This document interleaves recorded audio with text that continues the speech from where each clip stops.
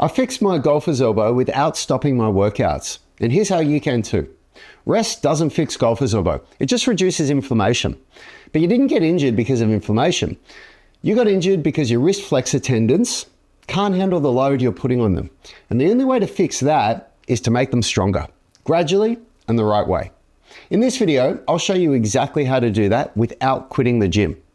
We use a 5-phase strategy to fix golfer's elbow without pausing your training. Each phase progressively restores strength, movement, and tendon capacity. Here's how it works. Phase 1, we deload and protect the tendons while maintaining training momentum. Phase 2, rebuild capacity with reduced load and perfect technique. Phase 3, remove supports and increase training frequency. Phase 4, return to full range loading and pain-free grip strength. Phase 5, build long-term resilience so the pain never returns. But before we unpack those, let me show you the key principle that makes this work. The reason golfer's elbow keeps coming back is because most people don't follow what we call the Issue Intensity Continuum. I learned this from my friend Leroy Lobo, one of the world's top sports physios. He works with elite athletes who can't afford to guess when they're ready to train. Here's how the continuum works. At the top, you've got your issue level. So that's how bad your injury is.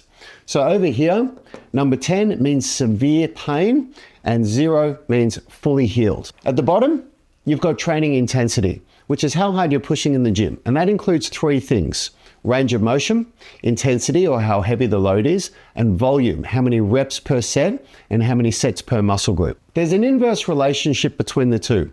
So if your issue is a 9, then your training intensity needs to be a 1. And if your issue drops down to a 7, then your training intensity can be a 3. And when your issue is down to a 0, your training intensity can be back at a 10 again. Most people rest until the pain goes away, and then they jump straight back in to full intensity workouts. But the injury isn't healed, so the pain flares up again. That's the rest re-injury loop. The solution is to match your intensity to the current issue level and progress it slowly. So if rest can't get you from here to here in one step, what can? Well, there isn't one single workout that will ever take you from an issue 10 to an issue 0. That's not how training works. Through a process called periodization, which means changing variables in your program every 4 to 6 weeks, we take you from a 10 to a 9, then a 9 to an 8, an 8 to a 7, and so on and so forth. Every program takes you one step lower on the issue, which brings you one step higher on the intensity that you can train until the issue is completely gone. Here's how it works. Phase 1, deload, not rest. The most important rule in phase 1 is simple. Remove anything that causes too much pain. You can train through to a 2 to 4 out of 10 pain. That's normal and expected. But if your pain is worse the next day, you went too hard and you need to pull back a bit. With golfer's elbow, the pain often fades during your warm-up. So by your 2nd or 3rd set, it might feel like it's gone. Don't fall into that trap. You must gauge the pain based on your very first rep of the first set. That's your truth. That's when you decide if the exercise is safe or if the intensity that you're lifting with is safe. And yes, the weights will feel ridiculously light. You'll feel like you're wasting your time, but you're not. You're training your weakest link, the wrist flexor tendons. Right now, those tendons can't handle the same load as the rest of your upper body, and that's why they failed. And this phase is where you start building them back up safely and methodically. You'll also be learning how to control your scapula properly. Golfer's elbow often happens when you can't retract and depress your scapula in pulling or pressing movements. That overloads the smaller muscles and tendons in the arm. So this is your opportunity to dial in perfect technique with lighter loads, so your scapula does its job and your elbows stay pain-free. Here's exactly what you'll do in phase 1. Remove painful movements like supinated grip rows or supinated grip pull-ups. Swap to exercises you can control, like ring rows with a neutral or pronated grip. Use hook straps to offload your grip and protect the tendons. Use parallettes instead of placing your hands flat on the floor. Loading those tendons up through loaded wrist extension makes golfer's elbow worse. Avoid explosive concentrics or slow eccentrics. The sweet spot is like a 1 second up and a 1 second down tempo, but it's controlled. Keep it smooth, keep it controlled, and avoid quick changes in direction. That's what shocks the tendons. Now here's one of the most underrated steps in fixing golfer's elbow. Grip crushing work like this. You're going to strengthen your finger flexors, which support the wrist flexors and are often weak and undertrained. And you'll pair that with finger extension work using rubber bands like this, just to maintain structural balance and train the opposite side of the joints. Why? Because we always train antagonistic muscle groups to build structural balance. This is a system, not just a bunch of random drills. Golfer's elbow isn't just inflammation at the tendon. It's tension through the whole chain. Your medial forearm is probably full of tight trigger points that are choking blood flow and keeping you stuck. If you release that tension, you can create space for healing without stopping your training. Here's how we do it. Place a massage ball on a box just inside your forearm, anywhere between the wrist and the elbow. Lean into it. Now slowly move your wrist through flexion and extension to release the tissue. Find 3 to 5 spots between the wrist and the elbow and spend about 20 seconds on each. One of the most effective things I've ever done for golfer's elbow is this. It's called Voodoo flossing, and it works by forcing blood in and out of the tendons to speed recovery. It's a bit hard to get it on first by yourself, but you start from just above the elbow like this, and you're going to wrap really, really hard all the way down. Now, the first time that I tried it, I could barely handle 30 seconds, but the relief afterwards was real. See, tendons don't get much blood flow, and that's why they heal so slowly. But when you compress the joint hard and move it through full range and then release the pressure, you force the body to flush new blood in and clean out the waste. So I go down to just below the elbow like this, and then we wrap back up above the elbow.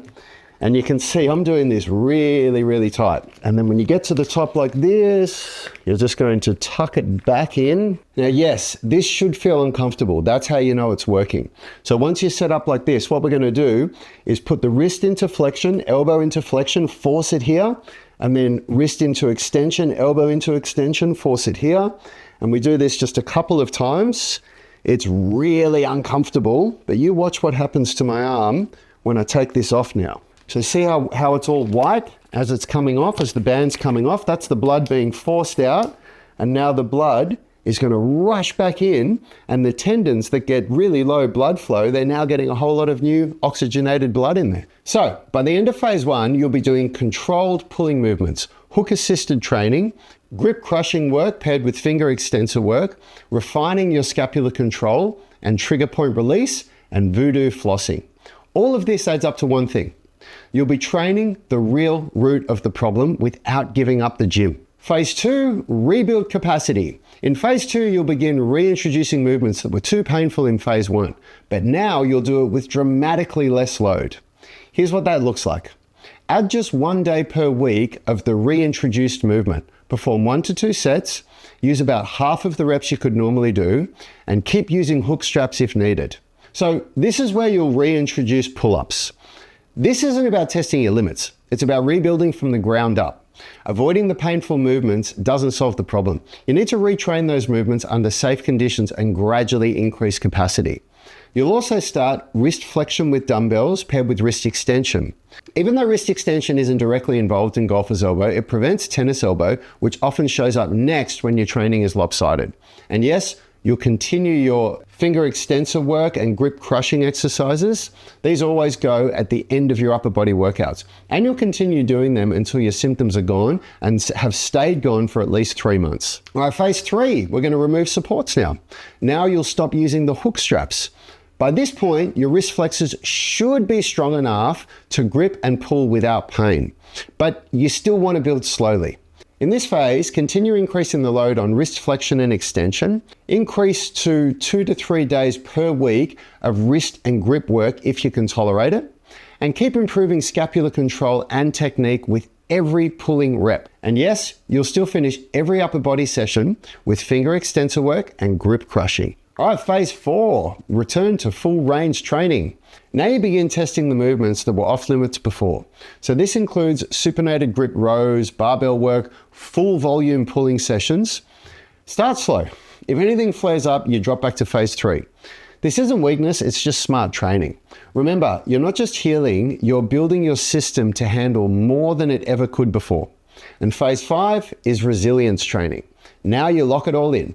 Keep increasing your dumbbell wrist flexion and extension load, your grip training, your pinching, your crushing, your support holds, and full pulling volume in your compound lifts. You're not rehabbing anymore, you're reinforcing.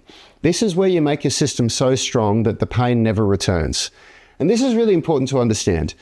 Just because the pain is gone, don't think that you leave your golfer's elbow training behind. I want to emphasize that you really want to still keep strengthening using this process for, I would recommend, about 3 months afterwards. Here's what you've learned so far. You don't need to rest, you need to train smarter through the right system. You've just learned 2 of the most common tools we use inside our UMS online coaching system: load management and progressive overload. But that's just the beginning. We actually use 9 specific tools to help you fix injuries, build strength, and unlock elite level flexibility all at the same time. I made a full video that walks you through our complete roadmap. There's a link in the description, or you can click or tap the screen and watch it there. I'll see you in that next video.